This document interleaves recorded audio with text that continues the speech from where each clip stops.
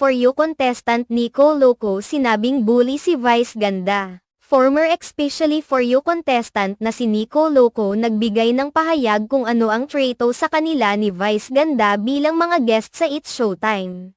Isa ang aktor at dating participant ng Especially For You na si Nico Loco sa mga personalities na sumaway sa pag-uugali ni Vice Ganda sa national television. Sa kanyang Instagram post, nag-publish si Nico ng isang open letter para sa isang individual na pinaniniwalaan ng mga tao na si Vice Ganda. Kinall out ni Nico ang nasabing individual dahil sa umano'y paggawa nitong katatawanan ang ibang mga tao bilang isang uri ng comedy. If you have to make fun of people and take personal shots at them palagi to make people laugh, it's so not funny. Para sa akin, it's simply a lack of intelligence and creativity. I'm so tired of seeing it paulit-ulit on TV. I won't mention